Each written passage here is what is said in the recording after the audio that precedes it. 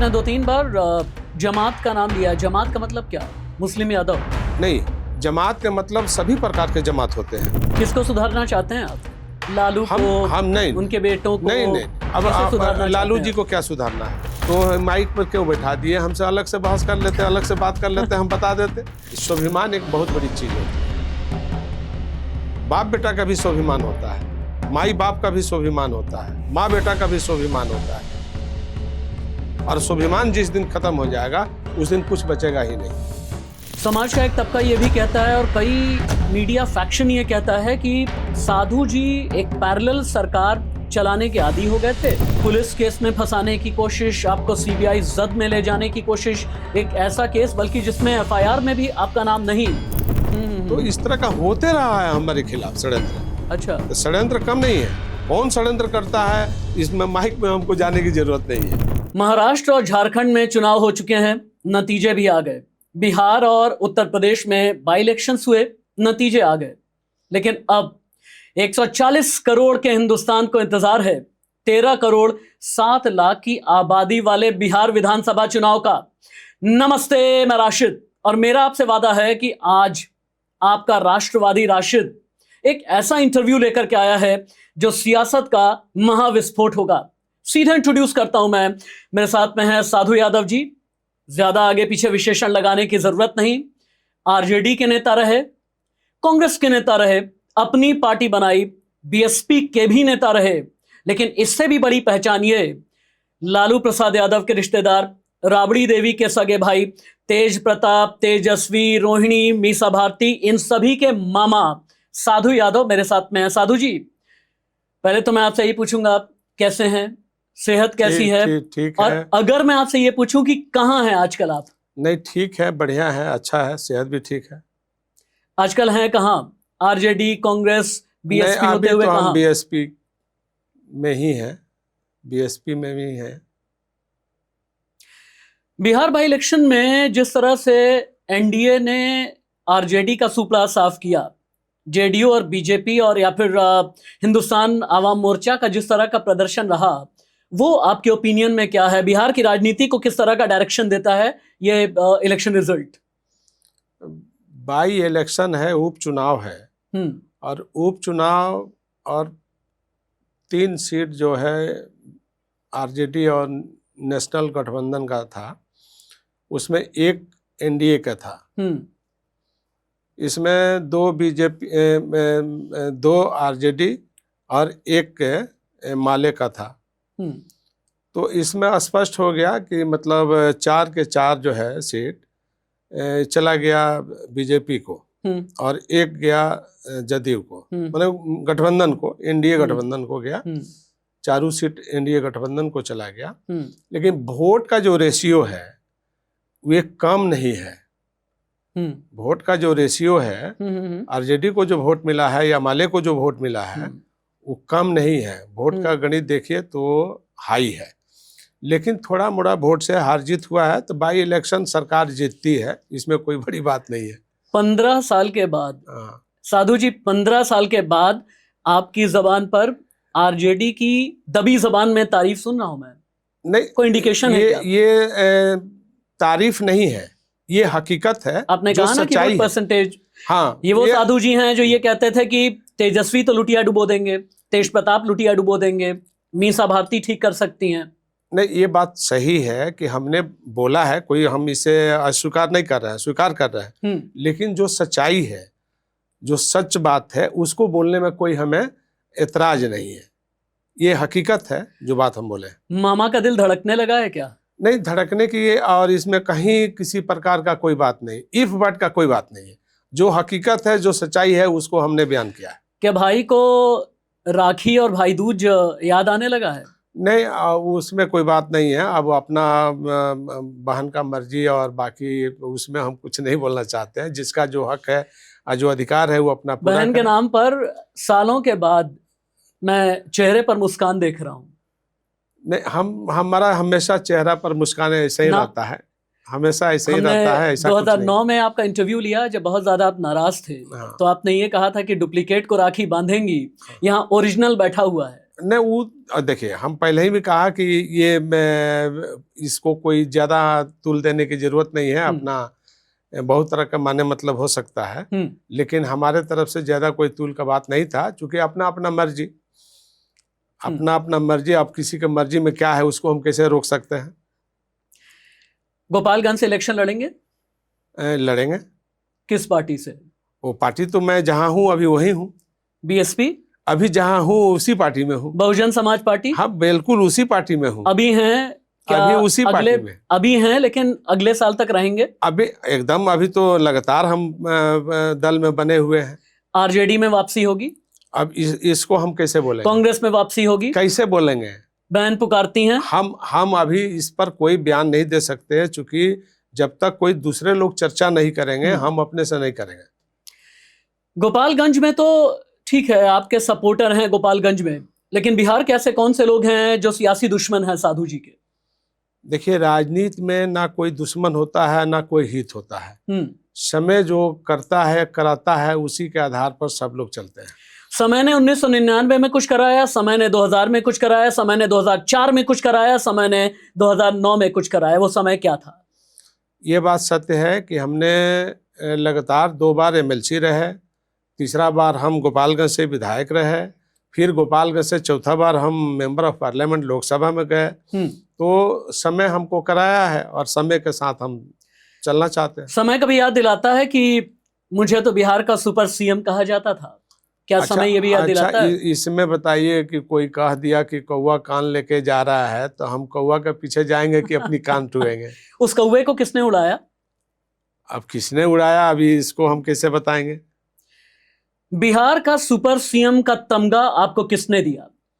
नहीं देखिए, सरकार जब बनती है और सरकार में जब आप रहेंगे और रिश्तेदार भी रहेंगे, तो आम जो पार्टियां होती है उसमें जो विपक्ष का जो भूमिका निभाता है उसमें बहुत तरह के लोग होते हैं। किसी को ये नहीं कहा जा सकता है कौन क्या बोल रहा है नहीं बोल रहा है। कोई सुपर सीएम बोलेगा, कोई बोलेगा कि परिवार का ही जो है सरकार है, ऐसा कुछ नहीं होता है। जब परिवार की बात आती है तो क्या आज की तारीख में लालू प्रसाद यादव को अपने साले साधु यादव की याद आती है? क्या राबड़ी देवी को अपने भाई साधु यादव की याद आती है? क्या तेज प्रताप और तेजस्वी को अपने मामा की याद आती है?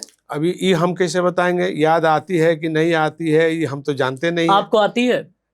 हम तो गाहे बगाहे हम बात करते रहते हैं, बोलते रहते हैं। किससे? मीडिया में हम बोलते रहते हैं। हम गैर हैं, लेकिन मैं परिवार की बात कर रहा हूँ। परिवार में बात होती है तो परिवार में हमारी, हम तो बोले कि परिवार में हमारी जो भांजी है मीसा, वो कभी कभी फोन करके हमसे पूछते रहती है, या उसका अपना कोई काम रहता है तो बोलती है, हम करते हैं। मीसा के लिए मामा के हृदय में बड़ा स्नेह है, ये तो मुझे पिछले कई सालों से पता है, इसका मुझे अंदाजा है। ये स्नेह कभी रोहिणी आचार्य के लिए क्यों नहीं आया? वो रोहिणी आचार्य जिसने मामा को कंस लिख दिया।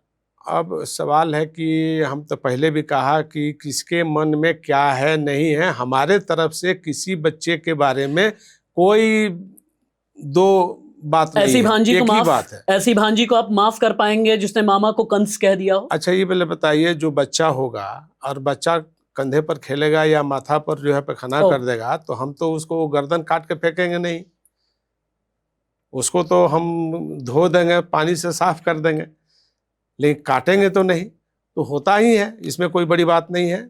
जिस बच्चा को जो मर्जी करता है बोल देता है, बोलने दीजिए, गुस्सा में लोग बोलते रहते हैं। यानी साधु यादव को अपने परिवार से वो सिला मिला नहीं? नहीं देखिए, हमने जितना परिवार के लिए अपना खून पसीना बहाया या पार्टी और सरकार के लिए, हमें दर्द है, होता ही है, दर्द होता है। अच्छा, लेकिन अब समझने वाले आदमी के पास जो समझाने वाले बुझाने वाले जो लोग हैं, वो कई तरह के बात को घुमा करके बोलते हैं, समझा देते हैं, उसी में लोग बहक जाता है। मीडिया में एक इंटरव्यू आपने 2 साल पहले दिया था और आपने ये कहा था कि अगर मुझे लेकर के कुछ बोला गया तो मैं भी पूरे परिवार का सत्यानाश कर दूंगा। नहीं बोले थे, ये बात सही है। क्यों बोला था आपने? इसलिए बोला था कि गलत हमको बात पसंद नहीं है। अगर कोई गलत बात अगर हमारे भगना के मुंह से कोई तीसरा व्यक्ति बुलवाया, हमें पता चला बाद में कि कोई हमारे दुश्मन जो थे, जो सामाजिक दुश्मन है, जो जमात का दुश्मन है, उसको कान में कुछ बात करके और उसके मुंह में उंगली डाल के बुलवाया। तो ये हमको पता चल गया, बाद में पता चला कि कौन आदमी बुलवाया। हमारे भगना के मुंह से जो बात बुलवाया वो अपने नहीं, पीछे खड़ा होकर के बुलवाया, अपने नहीं बुलवाया। अब वो तो भगना बता देगा कि किसने बताया। जिस भगना यानी जिस भांजे की आप बात कर रहे हैं, तेज प्रताप ने आपके लिए कहा था, मैं एक बार फिर से दोहरा दूं क्योंकि व्यूवर्स को बहुत सी चीजें याद नहीं होती हैं।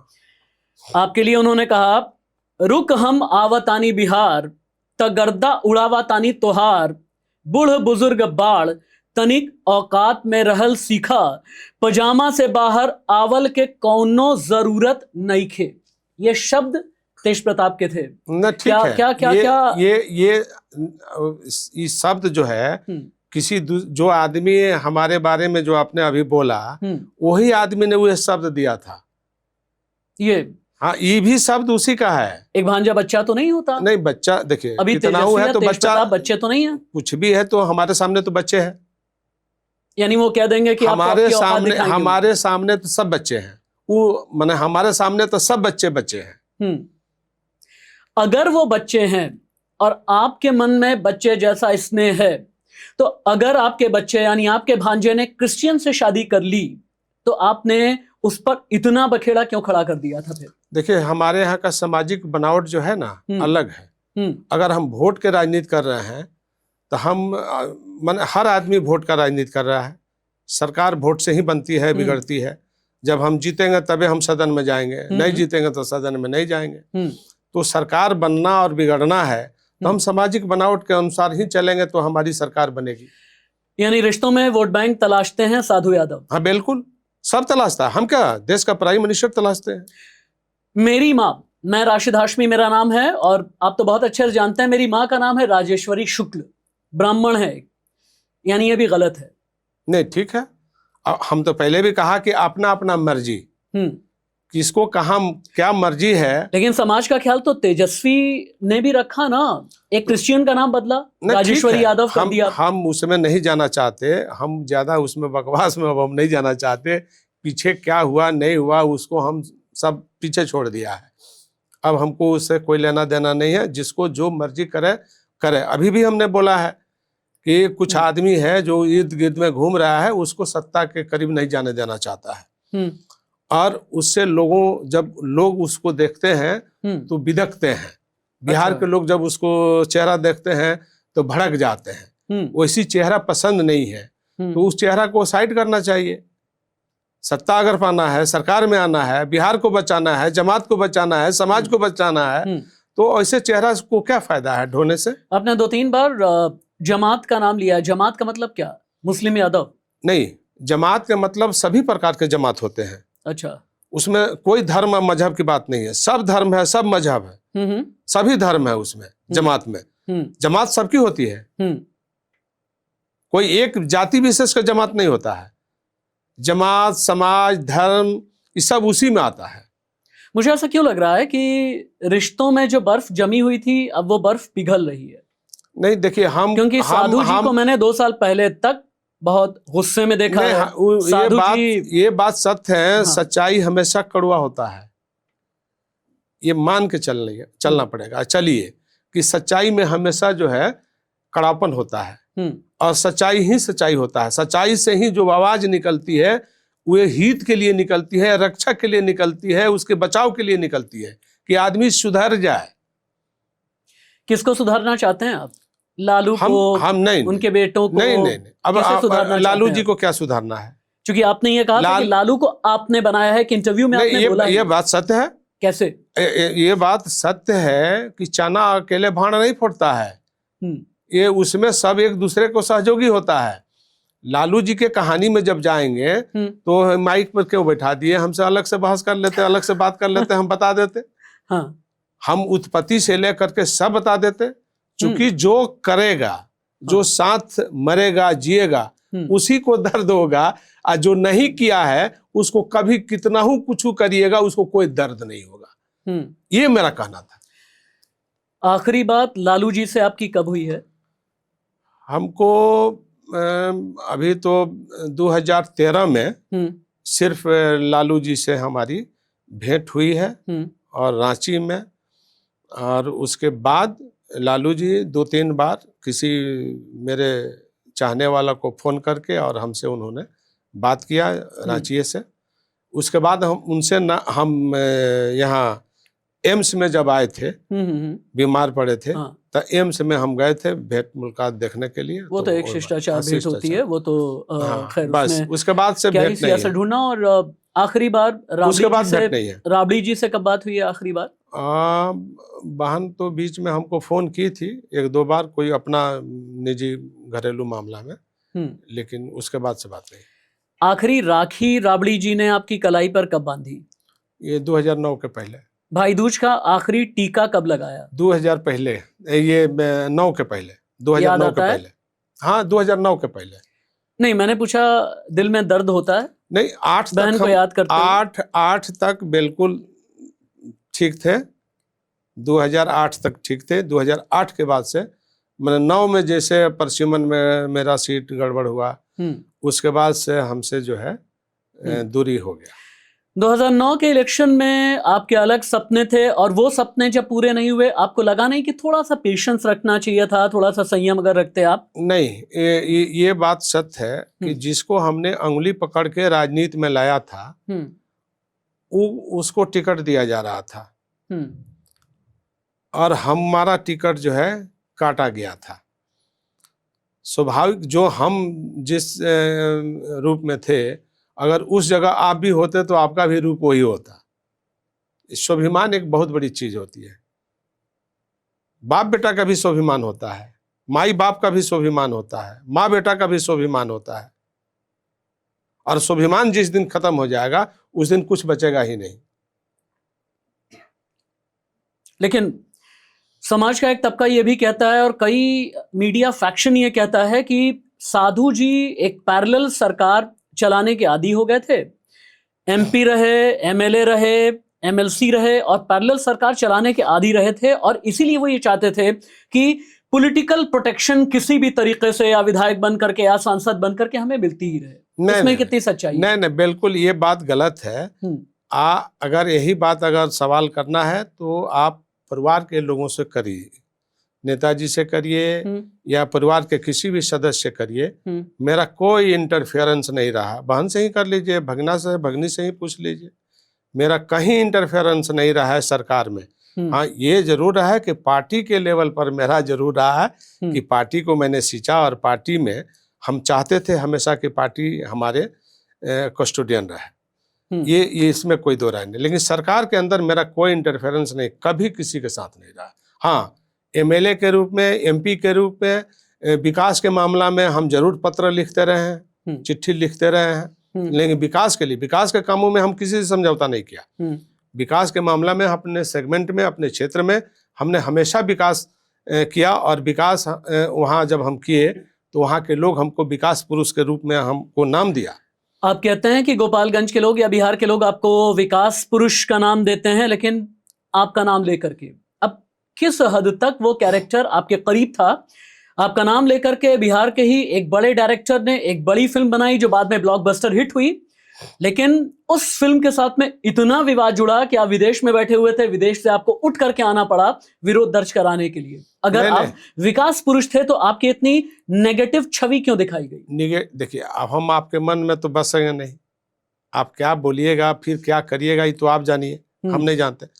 हमारे नाम से अगर कोई गंगा जल पिक्चर बनाया और पिक्चर बना करके दाल रोटी का इंतजाम किया तो बिहार के था प्रकाश झा, और इसी बात की तो लड़ाई हुई कि प्रकाश झा ने सरकार के छवि को खराब किया, किसी व्यक्ति का नाम लेकर के, किसी व्यक्ति के नाम से पिक्चर बना करके, और छवि खराब किया, और पार्टी और सरकार के लोग उसको अनुमति दे दिए पिक्चर चलाने का कि चलाओ। हम तो सिंगापुर में थे, याद है मुझे, हम सिंगापुर में थे। और सिंगापुर में हम वही खबर हमको मिली कि आपके नाम से एक पिक्चर बनी है गंगा जल, जिसका डायरेक्टर है प्रकाश झा, और उस फिल्म को चलाने के लिए अनुमति शायद नेताजी से उनको प्राप्त हो गया है। और हमारे जो सपोर्टर और समर्थक जो थे वो पोस्टर वोस्टर जलाए थे, तोड़ फोड़ किए थे, यही गलती हो गया। साधु जी एक मिनट, मतलब आप ये कहना चाहते हैं कि इस फिल्म के पीछे ब्रेन चाइल्ड किसी डायरेक्टर का नहीं, या फिर इस फिल्म के को रिलीज करने के पीछे ब्रेन चाइल्ड जो है नेताजी यानी लालू यादव का था? ये देखिए, हम ये कैसे बोलेंगे? उन्होंने अभी आपने कहा है ना, अभी हम ये बात बोल रहे हैं कि नेताजी ने हमको फोन करके उन्होंने कहा कि तुम्हारे सपोर्टर ने उसका पोस्टर बैनर जो भी है फिल्म का वो लोग तोड़ फोड़ जला रहा है, मना करो। हमारे सपोर्टर ने एक हाई कोर्ट में जाके केस किया पिक्चर के खिलाफ। ये भी जान लीजिए, ये हकीकत और सच्चाई है। पता है, बिल्कुल ठीक है। और उन्होंने कहा कि इस केस को भी ड्रॉप कर लो। तो हमारा सपोर्टर जो है केस जो जाके हाई कोर्ट से वापस ले लिया। अच्छा। फिर हम बोले कि हम आ रहे हैं, हम वहां से हम सिंगापुर से चल रहे हैं, अब तो हम पहुंच जाएंगे 1-2 दिन में। तो हम आए वहाँ, तो स्टेशन पर कलकत्ता से उतरे और कलकत्ता से स्टेशन आए तो प्रकाश जहाँ हमारे रेलवे स्टेशन पर मौजूद थे पटना का, तो उन्होंने कहा कि ऐसे ऐसे। हमने कहा चलिए घर पर बैठ के बात करेंगे। तो हम आए घर पर, बोले कि देख लीजिए। हमने कहा कि हम पिक्चर हॉल में जाते नहीं है ना, हम देखते हैं, आप बता दीजिए कि क्या है। उन्होंने कहा कि ऐसे ऐसे है। हमने कहा कि ठीक है, जब नेताजी ने कहिए दिया है कि ये सब मना करो, तो हमने तो मना कर दिया। अब आप जाइए पिक्चर चलाइए। आपने कुछ इंटरव्यू में ये भी कहा है कि दुनिया तो मुझे जानती है कि लालू प्रसाद यादव के साले हैं, दुनिया तो ये जानती है कि राबड़ी देवी के भाई हैं, दुनिया ये जानती है तेजस्वी तेजप्रताप मीसा और रोहिणी आचार्य के आप मामा हैं, लेकिन कुछ लोगों ने बिहार में ऐसा षड्यंत्र किया कि आप जीवन भर जेल की सलाखों के पीछे रहें। वो लोग कौन थे? देखिए, सियासी थे या गैर सियासी थे? देखिए, ये बात सत्य है, हमने तो कोई ऐसा कोई काम हमने नहीं किया है, लेकिन नाहक में मेरे छवि को बदनाम करने का उपाय, जैसे गंगा जल हो गया, जैसे आप साबुद्दीन थे और यहाँ जेएनयू में कांड हुआ और सिवान में, और जेएनयू के जो अध्यक्ष थे कुशवाहा जी, उनकी मौत हो गई सिवान में, और उनके मौत के बाद लालू जी यहाँ दिल्ली में थे और जेएनयू के स्टूडेंट वहाँ बिहार निवास में आ गए और वहाँ तोड़फोड़ कर दिए। और संजोग ऐसा था कि उसी दिन हम आए, भगनी सबको हमको वहाँ में वो छोड़ना था अजमेर शरीफ। अच्छा। हम दोनों को लेके पटना से आए थे और उसी दिन घटना हुई, हम भी उसी में घर आए हुए थे। और इस तरह का देवगौड़ा का बेटा और ये सब लोग मीटिंग कर रहे थे, तब तक ले आया सब तोड़ फोड़, पूरा जो है बिहार निवास को तहस नहस कर दिया। उसमें भी मेरा नाम आ गया, जिसके चलते मैंने सीबीआई से 9 साल केस लड़ा कोर्ट में दिल्ली से। बल्कि आपने अपने एक बड़ी रेलेवेंट चीज याद दिलाई। फिर वो कौन लोग थे जो पॉलिटिकल नैरेटिव में बार बार ये बनाते चले गए कि जब राबड़ी की सरकार थी, जब लालू की सरकार थी, जब आरजेडी गवर्नेंस में रही बिहार में, उस जमाने में साधु साहब जो हैं कहीं भी किसी सरकारी दफ्तर जाते थे, अपनी दबंगई दिखाते थे, मैंने आज भी करा लेते थे, मैं अपने पीरियड में, सुन लीजिए, कभी किसी कलेक्टर एसपी या मैं कभी किसी दफ्तर में नहीं गया। वाकई कभी किसी दफ्तर में नहीं गया। सिर्फ हमने हम आपको बताया ना कि एक जगह सिर्फ हमसे भूल हुई, सीताराम पासवान का, जो हमारा आरटीओ अफसर था वहाँ गोपालगंज में, और हम वहाँ से विधायक बने थे और उसकी ट्रांसफर हुई थी। हमने चिट्ठी लिख दिया था कि इसका ट्रांसफर रोक दीजिए, अच्छा अफसर है। चूंकि स्वाभाविक है, जिस क्षेत्र से विधायक थे वहाँ के कोई भी आदमी, आम आदमी आए काम के लिए आए तो हमको करना पड़ेगा। ठीक है। तो हमने किया, अपनी जिम्मेदारी को निभाया था। अच्छा। लेकिन हमको ये बात जरूर जानकारी नहीं थी कि ये कानून में परिवर्तन हुआ है। हमने तो लिखा कि अस्थायी तौर पर इसका जो पोस्टिंग है रहने दीजिए, लेकिन उसके पहले हमारी तबीयत खराब हो गई थी, हम अपोलो में भर्ती थे 17 दिन। उसके बाद से हम गए तो हमको पता ही नहीं था कि कानून में परिवर्तन हुआ है। तो कानून में परिवर्तन ये हो गया था कि अस्थायी तौर पर किसी का पदस्थापन नहीं किया जाएगा। अच्छा। ये कानून था कि 15-15 दिन का रोटेशन है और रोटेशन के अनुसार आपको जाना होगा। अच्छा। हमको नहीं मालूम था। तो ये अगर कोई बताए होते कमिश्नर कि ऐसा कानून है, हमने कोई मतलब नहीं था उससे हमको। लेकिन हमने कुछ किया ही नहीं। नाहक में हमारी बदनामी हुई, नाहक में हम पर एफआईआर हुआ, उसे कोई लेना देना भी नहीं था। सिर्फ हमने पत्र लिखा था। अब पत्र के सिवा उन्होंने अपना बचाव के लिए उन्होंने 12 दिन पर हम पर एफआईआर किया, उस सेल्फ बचाव के लिए। जब वो जानते थे, कमिश्नर थे, जिम्मेदार व्यक्ति थे। अब कानून जब बना था उस समय उनके द्वारा इम्प्लीमेंट हुआ होगा। जब कैबिनेट, जब विधानसभा से पास हो गया और कैबिनेट पास कर दिया, ठीक है, तो उनके पास तो स्वतः चला जाता है सारा चीज। तो उनको ना ब्रीफ करना चाहिए था कि ऐसा ऐसा है। कहाँ इसमें कहीं व्यवधान नहीं हुआ सरकारी तौर पर। इसका मतलब यह है कि कुछ लोग ऐसे बिहार में रहे जिन्होंने आपको जाल में फंसाने की कोशिश हाँ की। बिल्कुल बिल्कुल बिल्कुल, ये आपके बात खिलाफ सत्य है। षड्यंत्र रचने की हाँ कोशिश की। बिल्कुल। ये लोग आरजेडी वाले थे, किसी नहीं, ये और हम पार्टी कैसे के कह थे? सकते हैं कि कौन थे नहीं थे, लेकिन हमारे खिलाफ षड्यंत्र होते रही है। कई मन में हुआ कि इनसे बदला लेना है? हाँ, वो होते रही है षड्यंत्र, हमारे खिलाफ षड्यंत्र अभी होते भी रही होता है। है? अभी भी होता है। इतना बड़ा षड्यंत्र, लेकिन क्यों कि आपको पुलिस केस में फंसाने की कोशिश, आपको सीबीआई जद में ले जाने की कोशिश, एक ऐसा केस बल्कि जिसमें एफआईआर में भी आपका नाम नहीं, उसमें भी आपका नाम घसीटने की नहीं, कोशिश। हम पर जो है कोई केस मुकदमा एफआईआर वगैरह नहीं है। हाँ, किसी प्रकार का जो भी है। हाँ, अभी एक केस हम पर जो है आचार संहिता का केस हम पर होते रहा है। वो तो जो झंडा लगा लिया गाड़ी में या हाँ। 10 गो गाड़ी बेसी घुमा लिया, उसका यही सब हम पर केस चलते रहा है। अच्छा। और बीच में एक हमसे जो है गाड़ी किसी ने हमसे लिया, हमने बेचा, उसमें हमको जो है झूठा केस कर दिया गया कि इन्होंने घोटाला में जो है पैसा के लिया और उसी में गाड़ी दिया। हाँ। तो इस तरह का बात उसमें कोर्ट ने 99 वाला केस फिर आपके उसमें साथ नहीं कोर्ट क्यों ने जोड़ा गया? हमको बजाबते जो है कोर्ट ने उसको खत्म कर दिया कि ये सब बेकार की मामला है, इस सबको हम लोग सब जानते हैं। अच्छा। ये मैंने कोर्ट का वर्षन बता रहा है। तो इस तरह का होते रहा है हमारे खिलाफ षड्यंत्र। अच्छा। तो षड्यंत्र कम नहीं है, कौन षड्यंत्र करता है इसमें माइक में हमको जाने की जरूरत नहीं है। कोई बात नहीं, जितना आप माइक में ना बोल सके, मैं आपको अपने इंटरव्यू में लेकिन हमारे खिलाफ षड्यंत्र होते रहा है, फोर्स नहीं करता।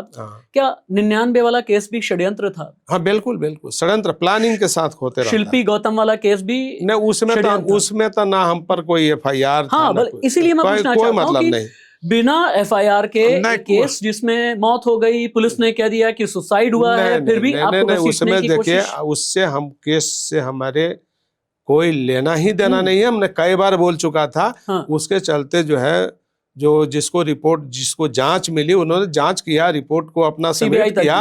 वाजपेयी जी प्रधानमंत्री थे, लाल कृष्ण आडवाणी गृह मंत्री थे। बताइए, जब उन्हीं लोग का शासन और सत्ता था, अब इसमें जो है हमको कोई कहे कि हम उसमें, तो मैंने कहाँ से हम किसको मैनेज करेंगे, आप ही बताइए। जब लालू जी अपने पशुपालन घोटाला में मैनेज नहीं कर पाए, साधु यादव कैसे मैनेज कर लेंगे किसी चीज का? तो जब कोई साक्ष्य रहेगा, कोई साबुत रहेगा, तथ्य रहेगा, सच रहेगा, तब तो कोई बात है।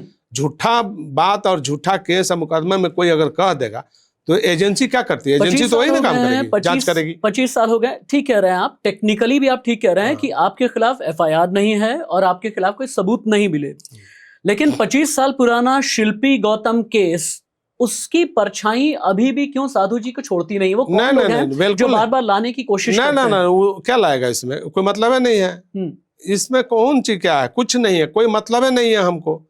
सच्चाई, हम तो बोला ना कि सच्चाई पर कोई जो है अंकुश नहीं कर सकता। इसलिए ये जो सांच है, उसको आंच क्या है भाई? जब हमारा सीधे सीधे मानना है कि अगर हम दोषी होते तो हम क्लियर कहते हैं, स्पष्ट कहते हैं, लेकिन हमको कोई लेना ही देना ही ना, मैंने दूर दूर तक कोई मतलब नहीं है। वो तो पॉलिटिकल वेंडा था। और सुशील मोदी वहाँ नेता थे बीजेपी का, उनको मसाला चाहिए था कि कहीं से कहीं सरकार को दबोचने का, सरकार को नीचा दिखाने का, गवर्नमेंट को कमजोर करने का, ये प्लानिंग होते रहती थी। तो उन्होंने किया, लेकिन वो सफल नहीं हुए, क्योंकि सच्चाई नहीं था, झूठ था। झूठ के नींव पर दीवार नहीं खड़ा कर सकते, ये स्पष्ट है। सोशल मीडिया पर कई लोगों ने मुझसे ये पूछा कि साधु साहब से ये पूछा जाए कि आज भी उन्हें गुस्सा किस पे आता है? लालू जी पे, राबड़ी जी पे, तेज प्रताप पे, तेजस्वी पे, किस पर गुस्सा ज्यादा आता है? देखिए, हम अब किसी पर हम गुस्सा नहीं कर रहे हैं। हम सब गुस्सा को त्याग दिया है, थूक दिया है गुस्सा को। अब हम गुस्सा करबे नहीं करेंगे, किसी से कोई मतलब नहीं है। हम बार बार बोलते हैं कि आप जब आपको सरकार में आना है, सरकार चलाना है, सरकार बनाना है, तो सरकार किस लिए बनाना है, सरकार किस लिए चलाना है? आखिर आप पार्टी बनाए हैं, तो पार्टी बनाए हैं तो आपका पार्टी जीतेगा तब तो सरकार बनेगा। तो हम उसी लाइन की बात बोलते हैं कि आप गलत लोगों के चक्कर में रहिएगा तो सरकार कहां से बनाइएगा? क्यों बिहार के जनता को, बिहार के लोगों को क्यों आप जो है फजियत कर रहे हैं? मत करिए। जब यही काम करना है तो छोड़ दीजिए, और नहीं तो करना है तो गंदे लोगों से आप दूरी बनाइए, हटिए इन लोगों से साथ। झूठा अगर कोई किसी ने कहा तो आपने असली को छोड़ करके नकली के फेरा में पड़ गए, और नकली के फेरा में जब से पड़े हैं तब से आप सत्ता से बाहर हैं, आपकी सत्ता घर में नहीं है, आप दूसरे के मजदूरी, दूसरे के कंधे पर मजदूरी करने चले गए आप अपना छोड़ के। तो आप अपना ना ताकत बनाइए, आप अपना ना सरकार बनाइए, ये ना काम करिए, इसके लिए हम बोलते हैं। जिसके कंधे पर मजदूरी करने के लिए गए वो आज बिहार में सुशासन बाबू कहलाते हैं। हाँ, जबकि सबसे ज्यादा उनके टाइम में भ्रष्टाचार है चरम सीमा पर। लेकिन जंगल राज के लिए तो लालू जी बदनाम है, जंगल राज, मेरी बात सुनिए, जंगल राज के मतलब क्या हुआ? जंगल राज के मतलब क्या हुआ? कानून में जो नॉलेजनेस होता है उसी को ना जंगल राज कहते हैं। जंगल राज का मतलब क्या हुआ? कानून में ढीलापन, आज तो सब शासन नहीं होना, होता है जी, ढीलापन हो जाए, कानून में शासन नहीं, कानून काम नहीं करे। तो आज तो नीतीश के टाइम में काम नहीं कर रहा है कानून, तो क्यों माथा पर लोग लेकर के चल रहा है? आप ही बताइए। फिर क्यों आपको, लालू जी को, इन लोगों को बदनाम फिर क्यों किया गया, या फिर क्यों ये कहा जाता है कि आपके शासनकाल में, मतलब आरजेडी के शासनकाल में, अ का मतलब आम नहीं होता था, अ का मतलब अपराध होता था, क का मतलब कुछ और नहीं होता था, क का मतलब क्राइम होता था, ख का मतलब होता था खराब व्यवस्था, ग का मतलब कुछ और होता था? ऐसा क्यों कहा जाता है? तो ये कौन लोग थे? ये क्राइम बीजेपी का एक वीडियो है सोशल मीडिया, कौन लोग थे आप ही बताइए? ये क्राइम करने वाले कौन लोग थे? कौन थे? यही तो हम जानना चाहते हैं, कौन लोग थे? उसका इतिहास उठाए, उसका पन्ना पर नाम लिखा हुआ निकालिए, बताइए। सरकार आपकी थी, लेकिन नहीं, सरकार हमारी थी, ठीक है, लेकिन कौन लोग थे? वो व्यक्ति कौन था? वो जमात कौन था? वो जात कौन था? क्राइम करने वाले क्रिमिनल कौन थे? क्या क्राइम करने वाले की कोई जात क्रिमिनल कौन थे? साधु जी, क्या क्राइम करने वाले की कोई जाति होती है? हाँ, बिल्कुल होती है, होती है। क्राइम करने वाले की जाति होती है, जाति होती है। जिस जात को, जिस सरकार को जंगल राज का उपाधि दिया गया, और जौन जाति ने जंगल राज का उपाधि दिया, उसी जाति का क्रिमिनल था। अच्छा, हाँ, हमारी सरकार से भूल ये जरूर हुई है कि इस जाति के क्रिमिनलों को सफाई नहीं हुआ। ये गलती हुई सरकार से। अच्छा, आज तो सफाई हो रहा है, क्योंकि इस जाति में उस जमाने में वोट बैंक ढूंढा गया। हाँ, सामाजिक न्याय मतलब आप बता रहे हैं कि जिस जाति के लोग क्रिमिनल थे उसमें सबसे ज्यादा ब्राह्मण थे, सबसे ज्यादा भूमिहार थे,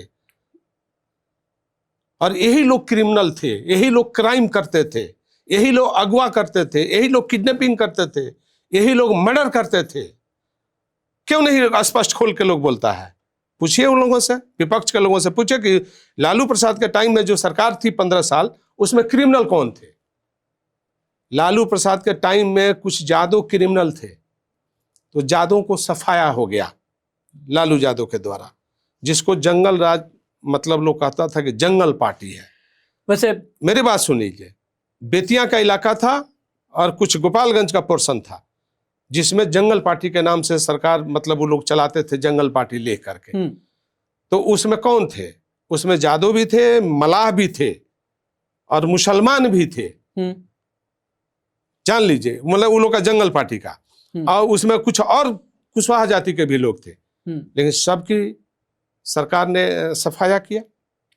जादव लोग भी मारे गए जो क्रिमिनल थे, सहनी भी मारे गए, कुशवाहा भी मारे गए, मुस्लिम थे वो भी मारे गए।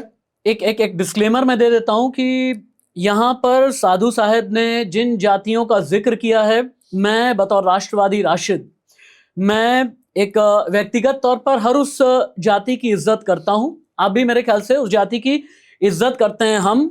और नहीं, हम जाति के खिलाफ नहीं है। जी जी जी जी, हम जाति, किसी जाति के खिलाफ नहीं है जी। हम तो सिर्फ उसकी कर्तव्य को बोल रहे हैं कि इसी जाति में क्रिमिनल पैदा हुआ और उन लोगों ने इस तरह का क्राइम किया।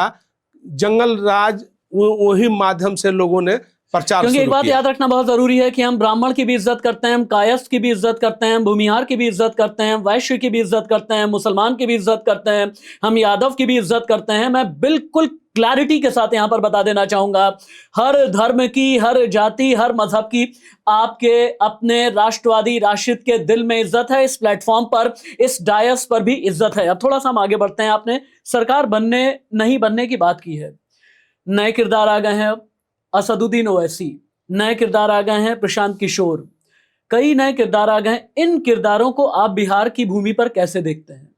ओवैसी से शुरुआत कर लेते हैं। देखिए, ओवैसी जी एक फैक्टर है, एक कास्ट फैक्टर है, स्पष्ट बता रहे हैं। ओवैसी जी का पूरा जो खानदान है वो पूरा देश जानता है। वो राजा खानदान के आदमी है, जिम्मेदार फैमिली के आदमी है, 500 करोड़ की उनकी घर है, ये सब जानता है। तो अपने बैरिस्टर भी थे, उनके फादर भी बैरिस्टर थे। हाँ।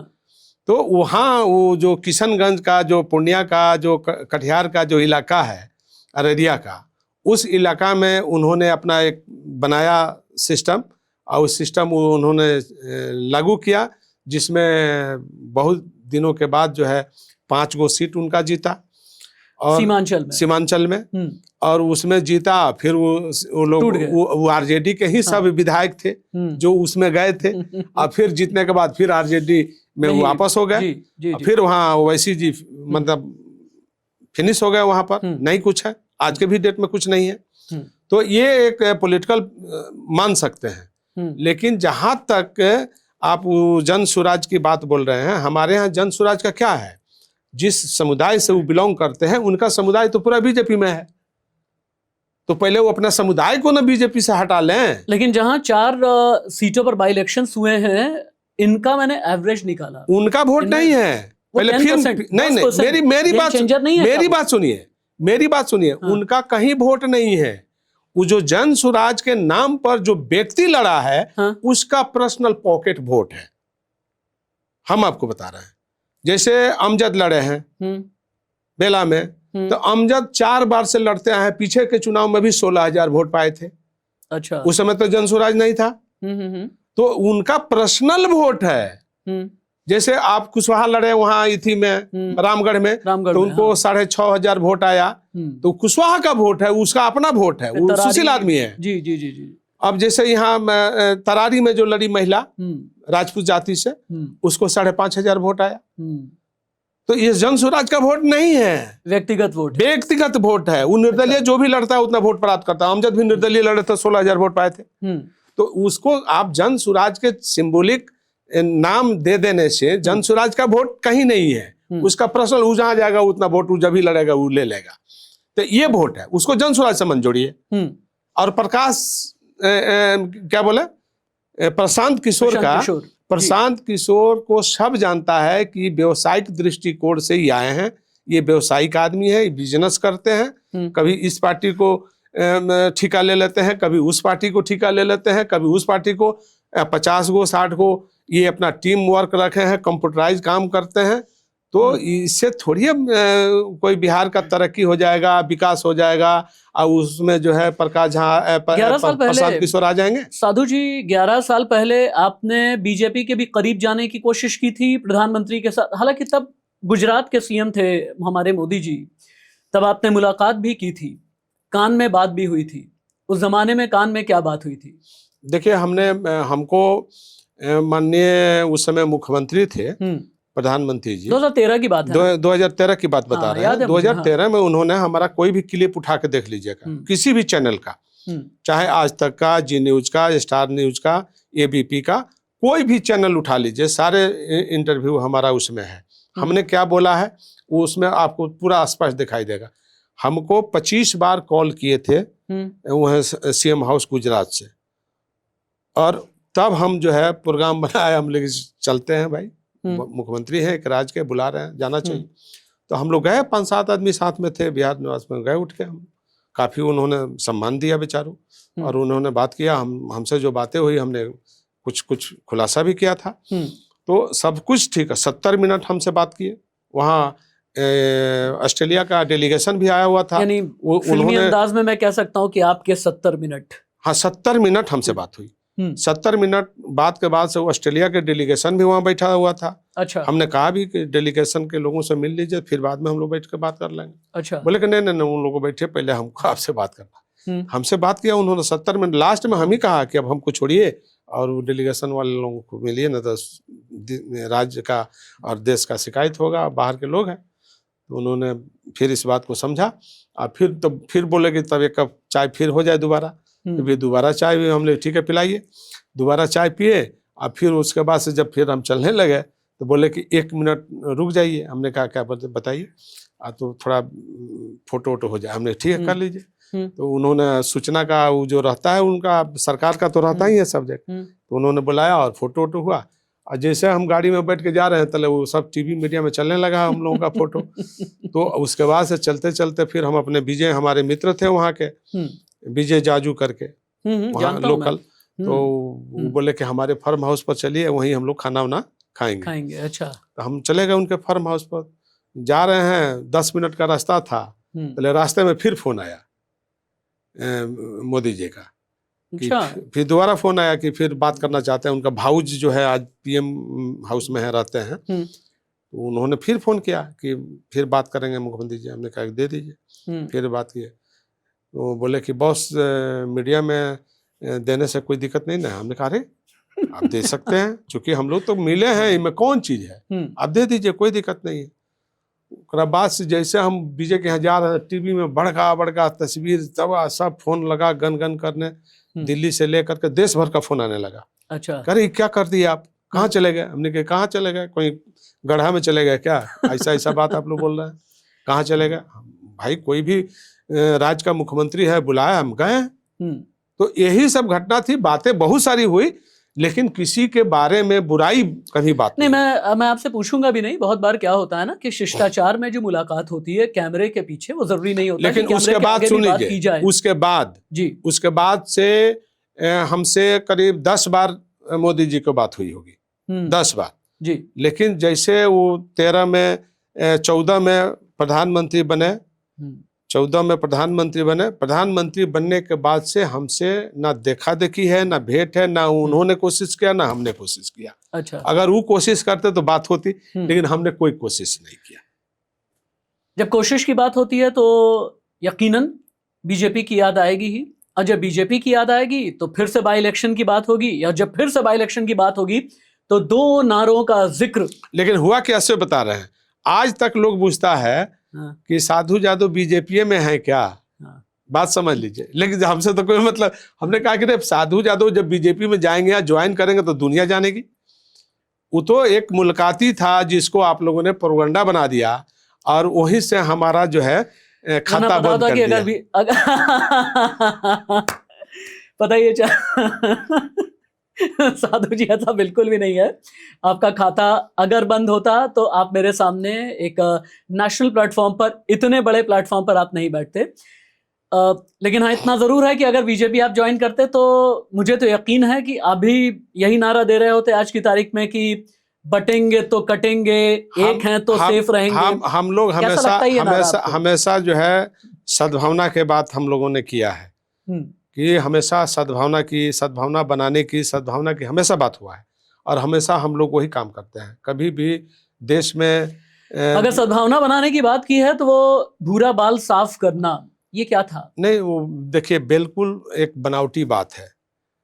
कितना बार हुआ है। देखिए मनगढ़ंत कहानी कुछ लोग बनाते रहते थे। अच्छा। जैसे कि आप कार्टून बनाते हैं ना, तो कोई कार्टून बना करके उसको निकाल दिया था, कार्टूनिस्ट का काम था। इससे कभी लालू यादव कभी किसी को भूरा बाल साफ करने की बातें नहीं की अपने जुबान से। कितना अच्छा लगता है ना जब अब साधु जी लालू के फेवर। नहीं, हम सच्चाई को बोल रहे हैं। नहीं, हाँ। हम फेवर की बात नहीं बोल रहे हैं। हाँ। हकीकत और सच्चाई। हाँ। अगर बोले होते तो बोल देते, लेकिन उन्होंने कभी इस पर बोले नहीं। तो सबसे ज्यादा भूमिहार को, सबसे ज्यादा ब्राह्मण को, सबसे ज्यादा राजपूत को, सबसे ज्यादा लाला को उन्होंने तरजीह दिया। पिछड़ा बैकवर्ड को मसीहा के रूप में चले और सब लोगों ने माना और सब साथ रहा। लेकिन तब जो बगल में कौन बैठते थे, तो वही जगतानंद सिंह। बगल में कौन बैठते थे, तो जो जदयू के अध्यक्ष थे, अभी जदयू के जो प्रदेश के अध्यक्ष थे बाबू साहब जी। शिवानंद तिवारी बैठते थे। हाँ, उसमें एक से एक रघुवंश बाबू बैठते थे। शिवानंद जी को लेकर के अदावत अभी भी है क्या? वशिष्ठ नारायण दादा जो थे ना, जदयू का वशिष्ठ बाबू, जी जी, वशिष्ठ बाबू भी मंत्री थे, बगल में बैठते थे। मुझे बिल्कुल याद है। बगल में नीतीश कुमार जी बैठते थे, बिशन पटेल बैठते थे। तो ऐसा नहीं है। जीतन राम मांझी जो आज मुख्यमंत्री थे, वो तो राज्य मंत्री शिक्षा थे, तो सब लोग बगल में बैठते थे, ऐसा कुछ नहीं है। सभी जाति के लोग बैठते थे, लेकिन अपर क्लास का अपर हैंड था। बैजनाथ पांडे वहां मंत्री उद्योग हुआ करते थे, वो बैठते थे। तो एक से दिवाकर बाबू थे, वो बैठते थे। रामविलास मिश्रा बैठते थे। ऐसा नहीं है। ब्राह्मण, भूमिहार, राजपूत, सभी जाति को उन्होंने आसपास बैठाए और सबको। सबसे ज्यादा IAS IPS में वही लोग थे, उन लोगों को पोस्टिंग जिला मिलता था। उस समय बैकवर्ड था कहाँ? आपने बताया नहीं, वो कैसा लगता है आपको? बटेंगे तो कटेंगे, तो एक है तो सेफ रहेंगे। नहीं, तो जो नारा दिया है बटेंगे, जो नारा दिया है ना, जो बटेंगे तो कटेंगे, नारा महाराष्ट्र में भी काम कर गया, नारा यूपी में भी काम कर गया, नारा बिहार में भी काम अपना कर गया। अलग अलग शेप में लोग डाल लिया, अलग अलग शेप में उसको डाल लिया। हाँ। जहां बीजेपी ने हिंदू के बारे में बोला, इधर जो सेकुलर जो पार्टियां थी वो अपना मुसलमान पर लागू कर दिया कि आप बटोगे तो कटोगे, और हिंदू में वो डाल दिया कि आप बटोगे तो आप कटोगे। सब अपना अपना बांट लिया। यही तो राजनीति है। हाँ। इसी को तो वो लोग आगे बढ़ा रहे हैं। तो सब अपना अपना एंगल पर सेट कर लिया। लेकिन राजनीति के बीच में जो सामाजिक न्याय का चेहरा है, नीतीश अभी भी बने हुए हैं। ऐसा क्यों है कि आपके खानदान ने कर्पूरी ठाकुर की राजनीतिक आदर्शों के साथ चलने की दुहाई दी? ठीक है, देखिए, बिल्कुल जेपी और लोहिया की बात की। देखिए, लेकिन असल में सामाजिक न्याय के सिद्धांत का चेहरा आज की तारीख में अगर कोई स्वीकार्य कहा जाता है अभी भी, तो नीतीश ही है। ऐसा क्यों? देखिए, नीतीश कुमार एक ऐसे फैक्टर है, उनकी उत्पत्ति तो इसी जगह से न हुआ है। हाँ, बिल्कुल हुई है। कहीं वो तो पहले से उस जगह ना पहले से ना वो कांग्रेसी थे, जेपी लोहिया की ना पहले से वो कांग्रेसी थे, ना पहले से भाजपाई थे, ना कोई RSS ब्रांड था। वो तो इसी घर से पैदा हुए, इसी घर से निकले हैं, इसी घर से जा करके वहां पर भी और यहाँ पर भी तो दोनों घर को चला रहे हैं। माने फासिस्ट को भी चला रहे हैं और सेकुलर को भी चला रहे हैं, तो दोनों को घर को लेकर चल रहे हैं। तो सबसे ज्यादा बुद्धिमान तो वही है, और बहुत शिष्टाचारी भी हैं। हाँ, बुद्धिमान है, शिष्टाचारी भी हैं। जैसे आजकल तो अगर प्रधानमंत्री जी अगर मंच पर होते हैं तो उनका भी पैर पकड़ लेते हैं, आशीर्वाद भी लेते हैं। पैर नहीं, पैर पकड़ लेते हैं, आशीर्वाद है। अभी पैर पकड़ लेते हैं ना, अभी भी पैर पकड़े उन्होंने, अभी भी देखिए, एक राज्य के मुख्यमंत्री वो राज्य का प्रधानमंत्री है, ये देश का प्रधानमंत्री है। तो गाला लोग मिलते, मेरी बात सुनिए, बड़े नहीं, तो रिश्ता में बहन है तो हम पैर छू लेंगे, रिश्ता में वो हमारे बहनों ही है तो हम पैर छू लेंगे। लेकिन सत्ता की जहां तक सवाल है, शीर्ष कुर्सी पर जब बैठे वाला आदमी मुख्यमंत्री अभी किसी इंजीनियर को पैर पकड़ ले, किसी माने अपने से सीनियर आदमी को पैर पकड़ ले, फिर प्रधानमंत्री को पैर पकड़ ले, तो इसे शासन लूज कहा जाता है, उससे शासन पर असर पड़ता है और शासन कमजोर हो जाती है। अधिकारी मनमानी करते हैं, मन मुताबिक वो अपना काम करेंगे, नाम बदनाम होगा नीतीश कुमार का। दो अलग अलग यात्रा निकाली जा रही है। एक तो यात्रा नीतीश निकाल रहे हैं, महिला संवाद यात्रा, और एक तेजस्वी की भी यात्रा है, आभार यात्रा। इन दोनों यात्राओं में क्या खास देखते हैं आप? देखिए, अपना अपना चुनावी वर्ष है, अब चुनावी वर्ष शुरू होने वाला है, खिचड़ी हो ही गया, मतलब हो ही गया, अब तो हो ही गया। तो अपना अपना एजेंडा लोग लाएंगे और उसके तहत अपना यात्रा निकालेंगे। एजेंडा के बीच में लेकिन चूंकि आपसे बात हो रही है ना कि बिहार में जाति और धर्म को साधे बिना आप इलेक्शन नहीं जीत सकते। हिना शहाब का RJD ज्वाइन करना, उसामा का RJD ज्वाइन करना, इतने दिन के बाद, शहाबुद्दीन की मौत के इतने सालों के बाद में फिर से शहाबुद्दीन की याद आ जाना, क्या ये मौका परस्ती है? नहीं, इसको हम इसलिए नहीं मानते कि हम तो बहुत करीब से जान रहे हैं शहाबुद्दीन जी के बारे में। देखिए, अभी जो लोग भी जो बात बोलते हो शहाबुद्दीन जी के बारे में नहीं है। हम कभी किसी आदमी जो एब्सेंट होता है या हम लोग के बीच नहीं होता, इस दुनिया में नहीं, हम लोग के बीच नहीं है। लेकिन आपने सुशील मोदी जी को लेकर के तो बोला नहीं। सुशील मोदी जी, मैंने हमने क्या बोला सुशील मोदी के बारे में? कि सुशील मोदी के बारे में तो अभी हमने कुछ बोला ही नहीं। हमने तो कहा कि सुशील मोदी उस समय हमारा विरोध किए थे, अब दुनिया में नहीं है। जी जी जी। हमने कोई इसके सिवा तो कुछ बात बोला ठीक है, नहीं। जी। लेकिन शहाबुद्दीन जी के बारे में जो आपने बोला, तो शहाबुद्दीन जी थे, मतलब उनसे तुलना पत्नी को करना, उनसे बेटा को करना, बेटा तो कुछ नहीं है, बेटा तो ना हाँ, बिल्कुल, कोई बिल्कुल। सदस्य नहीं है, किसी प्रकार का कोई सदस्य जी। उसके बारे में अब उतना ही शहाबुद्दीन के तरजीह तो नहीं मिलेगा।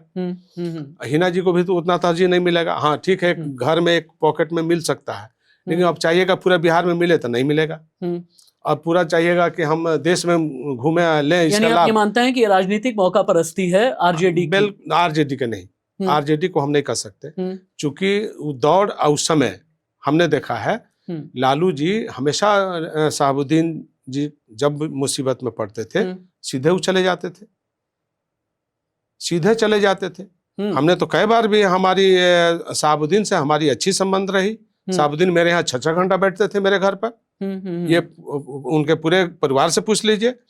और जो भी उनका पैर भी रहता था हम खुद करते थे, हमसे वो कराते थे।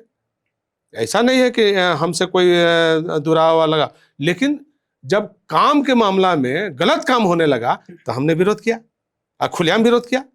हमने विधानसभा में विरोध किया कि आप सिवान में घटना होगी तो आप नवादा और बिहार शरीफ को क्यों एक्शन में लेंगे? आप नवादा का एसपी बदल दीजिए, बिहार शरीफ को एसपी बदल दीजिए, घटना सिवान में सिवान बदलिए। तो ये चीज हम खुलेआम ओपन बोलते थे।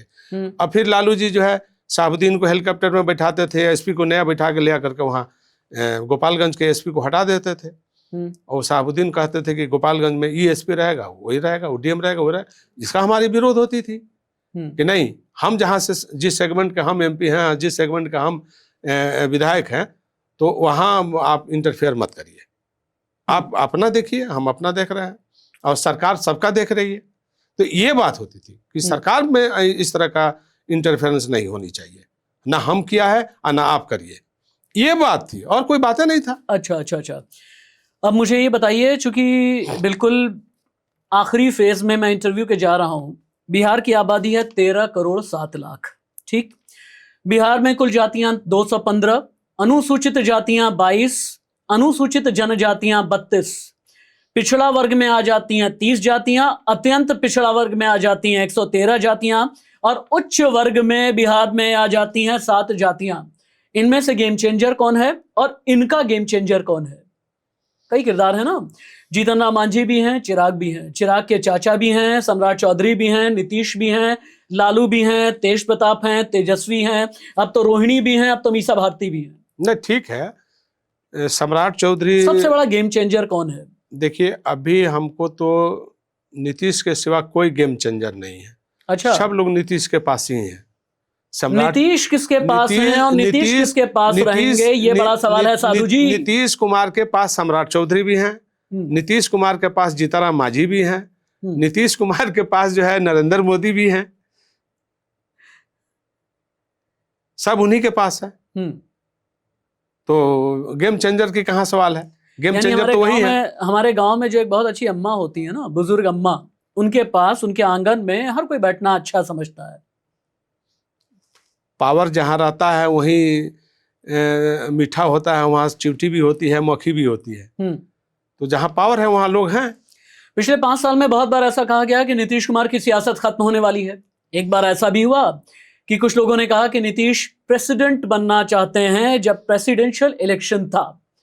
कुछ बार ऐसा भी हुआ कि नीतीश केंद्र में जाना चाहते हैं। क्या नीतीश की सियासत अभी भी जिंदा रहेगी?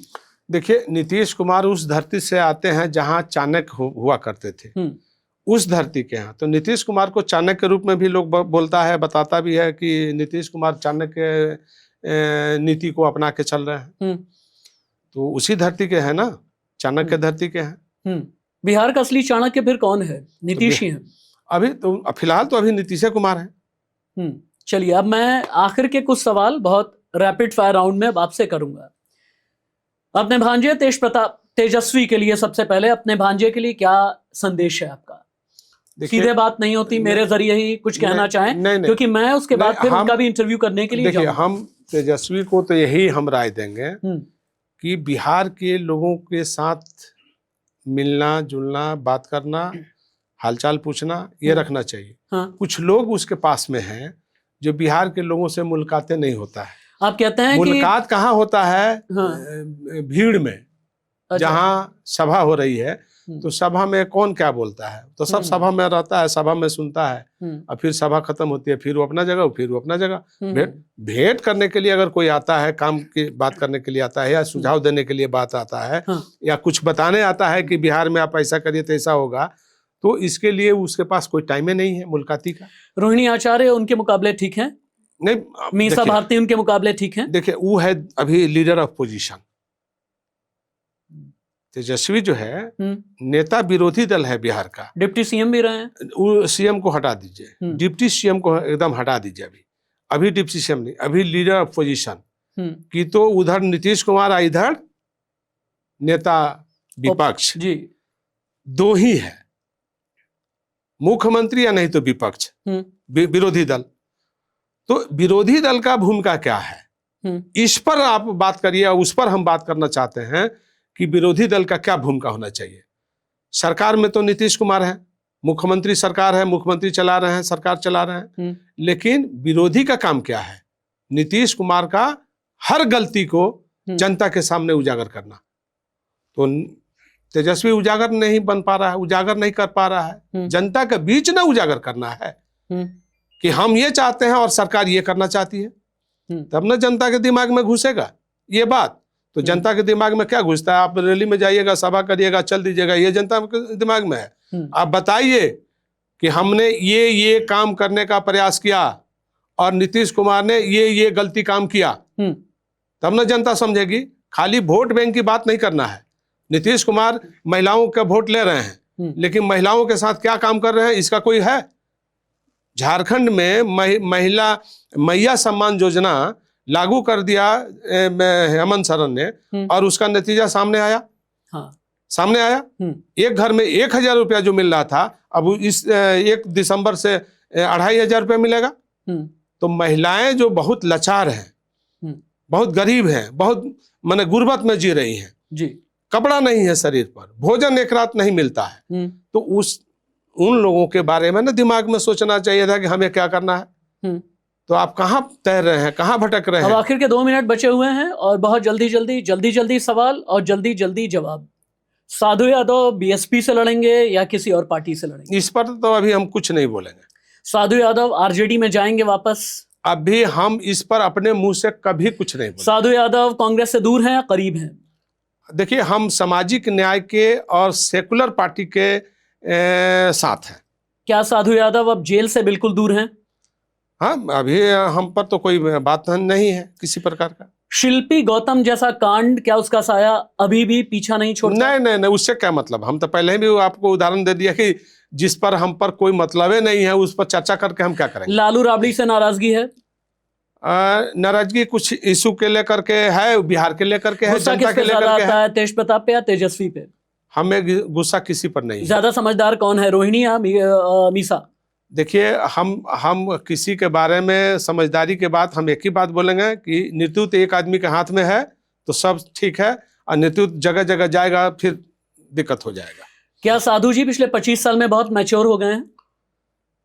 बिल्कुल, हम पहले भी मैच्योर थे, आज भी मैच्योर है। क्या साधु जी का गुस्सा पिछले 25 साल में बहुत शांत हो गया है? नहीं, गुस्सा तो समय के अनुसार शांत हो ही जाता है। 2009 के बाद साधु जी को पॉलिटिकल रिवाइवल का लॉन्च पैड ढूंढ रहे हैं साधु जी, क्या इस बार मिलेगा? ये हर आदमी कोशिश करता है, हर आदमी, हम ही नहीं, हर आदमी कोशिश करता है कि हम शिखर पर जाएं। एक ऐसा शख्स जो एमपी भी रहा, एमएलए भी रहा, एमएलसी भी रहा, क्या वापस से गोपालगंज जाना चाहता है? नहीं, हमारा गोपालगंज घर है, गोपालगंज सेगमेंट है, एमपी के रूप में भी, विधानसभा के रूप में, तो हमारा घर है, वहां हमको तो जाना है ना, हमेशा ही है। क्या चुनावी साल में आप लालू की दहलीज पर भी जाएंगे? अभी इस पर हम कुछ नहीं बोलेंगे, समय परिस्थिति क्या करेगा। अगर कहीं से हमको कोई बात होगी तबे हम कुछ बता सकते हैं। आखिरी सवाल, 2 साल पहले कहा कि मैं परिवार का सत्यानाश कर दूंगा, अब तो नहीं करेंगे? नहीं, गुस्सा में तो बहुत तरह की बात होती है, उसको थोड़ी कोई ढो के चलता है। गुस्सा में हर आदमी, हम ही नहीं, अगर अभी कहीं गुस्सा में आ गए तो गुस्सा में बहुत सारी बातें हो जाती है, लेकिन इसका जरूरी थोड़ी है कि उसको हमेशा हम ढो के चलेंगे। ये इंटरव्यू बहुत बेबाक रहा, ये इंटरव्यू बहुत बेलौस रहा और ये इंटरव्यू बहुत निडर तरीके से लिया भी गया है और इसके जवाब दिए भी गए हैं। बहुत बहुत धन्यवाद, अपने Thank you. बहुमूल्य समय आपने दिया साधु जी। एक बात और भी मैं कह दूंगा मेरे गेस्ट की तरफ से भी, मेरे प्लेटफॉर्म की तरफ से भी, राष्ट्रवादी राशिद की तरफ से, कि हम बिहार में सभी जातियों की इज्जत करते हैं, चाहे वो भूमिहार हो, चाहे ब्राह्मण हो, चाहे यादव हो, चाहे पासवान हो, चाहे दुसाध हो। किसी भी जाति की का बहुत सम्मान मेरे दिल में है, हर धर्म का बहुत सम्मान मेरे दिल में है। लेकिन हाँ, जैसा मैंने वादा किया था, ये इंटरव्यू महाविस्फोटक था। इस इंटरव्यू में देश की सबसे बड़ी खबरें थीं। अगले एपिसोड में आपका अपना राष्ट्रवादी राशिद कुछ और बड़ा विस्फोट लेकर के आएगा, ये वादा है। अंत में आपकी ही बात, न स्याही के दुश्मन न सफेदी के दोस्त, हमें आईना दिखाना है, दिखा देते हैं। नमस्ते।